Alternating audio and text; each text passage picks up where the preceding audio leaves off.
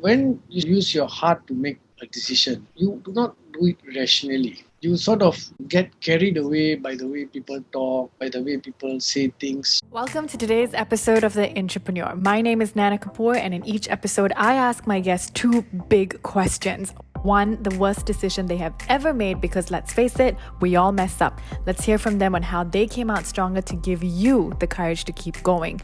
Two, the best decision they have ever made and how they set themselves up for that, because I don't know about you, but I surely want to learn from these big guys. All right, let's do this. Please use all information on this podcast to your discretion. It may have worked for some, but it may not work as well for you. This platform is for you to simply hear how others have done it, and the rest is up to you. Hi there. On today's episode, the first of this series, we have Tony Singh. Tony is the managing director of sports fashion and performance sports in Singapore, a leading company in the sports business. Some of you might know some of the companies under this umbrella as Western Corporation and Limited Edition. He joined the business in 1980 and since then grown from a tiny shop to 43 stores across Singapore. Tony manages the day-to-day operations and finance of the company.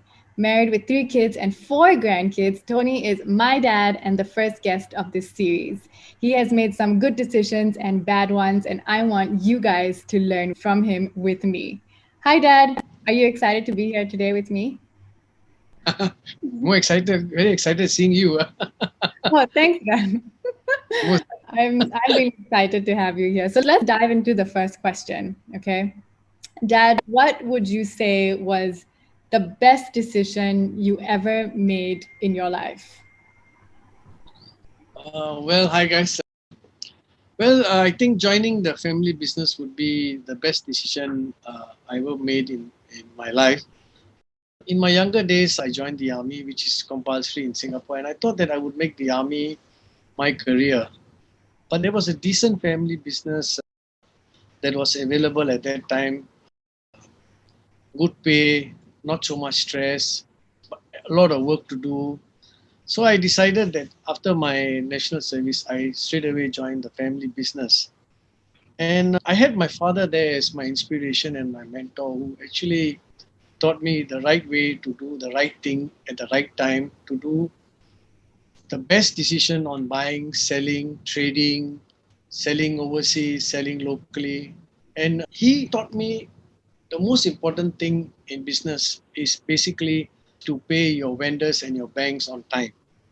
And also giving your vendors and banks a lot of trust in you. With that, you can move forward and buy good products and sell overseas and make more and more money as long as the vendors are paid. So, in a way that he taught me that once the vendors and the banks support you, there is nothing today that can stop you. So, we started doing a lot of business all over the world, like India, Malaysia, Indonesia, Japan, parts of USA and part of UK also, which we were buying and selling. Today, my son, my elder brother and his 2 sons, we run a pretty good outfit selling sporting goods within Singapore. So the best decision you made was to join the family business, because through that also you learned a lot from your father. And my next question to you is, by you joining the business and having your father as an inspiration, how did that influence your personal life? How did that influence the way you raised your family? And did it have any influence on your family life? When you have a father who really took care of you, and he becomes a sort of mentor to you, and how he treats you is how you're going to treat your wife and your family. So trying to follow what your father taught you, how to treat the family the way you should treat your family. So that was a really, really, really good inspiration. By joining him in business, I could raise the family and I could raise children to whatever needs and desires. The biggest inspiration of my life would be my father, of course. That's very nice to hear. So now we know the best decision you made, which obviously had an effect on not just your professional life, but also your personal life. But what would you say was the worst decision you ever made in your whole career or in your personal life? I think there's no worst decision and there's no right and there's no wrong. I think decisions are made either with your heart or with your mind. When you use your heart to make a decision, you do not do it rationally. You sort of get carried away by the way people talk, by the way people say things. So by using your heart to make a decision, you don't tend to be rational. I think one gets to be very rational when he uses his mind to make the correct decision. So whenever anyone who uses his heart to make a decision, he will never ever make the right decision. So whenever there's something crucial or something really very important, one should not make a decision right away. One should take some time, use his mind, not so much follow his feelings, follow his heart, get carried away, but really analyze and use the mind to make the correct decision. So why do some people say to trust your gut when you make a decision? Why do people say that?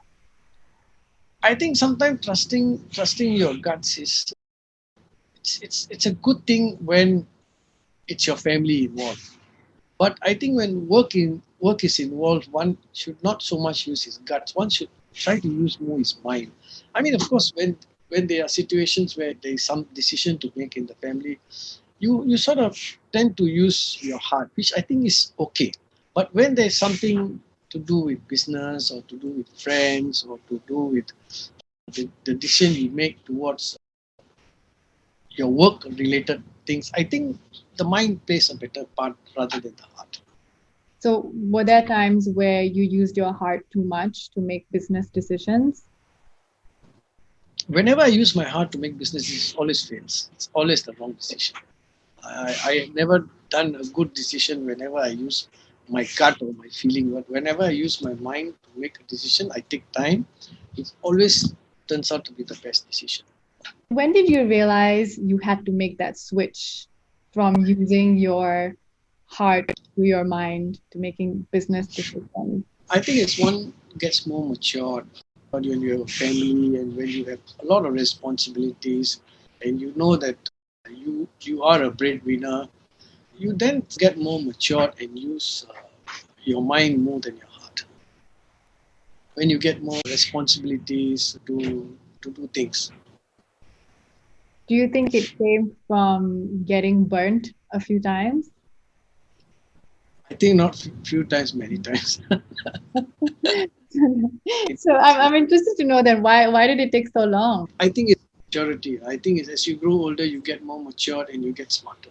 Once you get more matured and you then know what is the right thing and what is the wrong thing and take your time to make the decision. I think the most important, any crucial decision, one should not work very rational, be very, very rational and take it one's time to do something. So I'm the extreme end of the spectrum where I think too much and then I take really long to make the decision. So what advice would you give to someone who spends too long? As long as once you make a decision, whether right or wrong, don't take too long to make a decision. If it's the wrong decision, at least you knew that you had time to make the decision.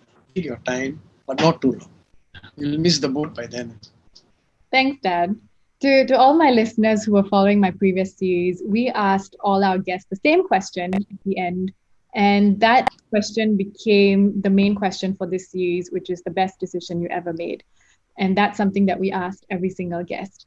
But for this series, I'm changing that question, and we're going to ask every single guest that comes on this series this one question: what is the best resource they use to get them to where they are personally and professionally today? So, Dad, what do you think is the best resource that you use to get you to where you are today? I think the best resource is actually your family. We are in a family business. I have my elder brother and his two sons, and my son in the business. I think the best resource we had was having the whole family as a single unit to work according to their designation. So there is no conflict of interest. Everyone has got his own work to do, and everyone has got his own work designed for that person. So there is no conflict of interest between all parties. I think that would be the best resource, and supporting the nephews and my son into the business and giving them courage to move forward and expand, I think would be a very, very good thing that we have done. I think the family resource is very important. Oh, nice. Okay. Well, thanks so much for doing this with me, Dad.